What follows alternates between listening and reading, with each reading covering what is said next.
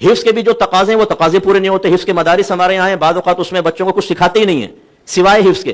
ایک حافظ صاحب فارغ ہوتے ہیں, وہ حافظ صاحب فاسق بھی ہوتے ہیں, فاجر بھی ہوتے ہیں, انہیں نماز کے مسائل نہیں آتے, انہیں نماز کے مفسدات کا پتہ نہیں ہوتا, انہیں صحیح وضو کرنا نہیں آتا, غسل کرنا نہیں آتا, اور وہ آ کے تراویح پڑھا رہا ہوتا ہے, مصلی پڑھا رہا ہوتا.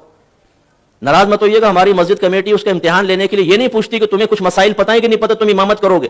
وہ کہتے ہیں 2 رکعت نماز پڑھ کے سنائیں ذرا, ہم دیکھتے ہیں ہمارے نمازی ٹیسٹ لیں گے آپ کا کہ آپ کیسا پڑھتے ہیں. یہ 2 رکعت وہ اخلاص کے ساتھ پڑھ لے, میرا تو حسن زن قائم ہو ہی نہیں سکتا.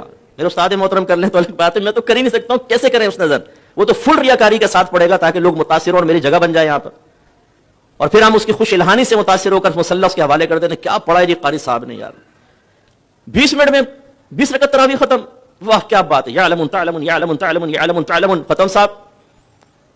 تو جہالت کا عالم یہ ہے کہ کوئی ہم صرف حفظ کروا کے سمجھتے ہیں کہ ہو گیا معاملہ, اور وہ خواب دیکھ رہے ہوتے ہیں کہ کوئی حافظ بیٹھا بھی, ناراض مت ہو, لیکن نبی کریم صلی اللہ علیہ وسلم نے حافظ کے لیے جو فضیلت بیان فرمائی اسے مقید کیا ہے عمل کے ساتھ. رحمت کونین صلی اللہ علیہ وسلم ارشاد فرماتے ہیں کہ جس نے قرآن کو یاد کیا پھر اس کے حلال کو حلال اور حرام کو حرام جانا, وہ بروز قیامت اپنے خاندان میں سے 10 ایسے افراد کی شفاعت کرے گا جن پہ جہنم واجب ہو چکی ہے. تو یہ حلال کو حلال, حرام کو حرام جانا تو بیچ میں سے ہٹا دیا.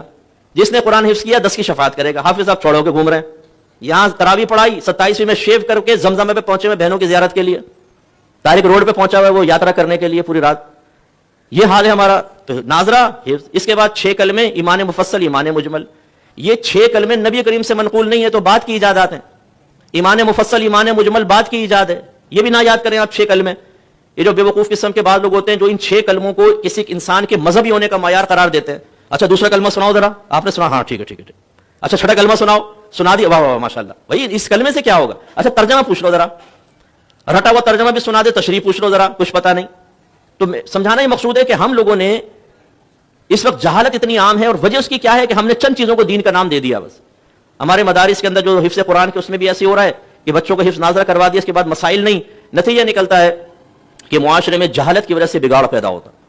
سب سے بڑا بگاڑ علم کی کمی کی بنا پر ہے. آپ کے نبی کریم صلی اللہ علیہ وسلم نے فرمایا طلب العلم فریضۃ علی کل مسلم, علم کا حاصل کرنا ہر عاقل بالغ مسلمان مرد و عورت پر لازم ہے.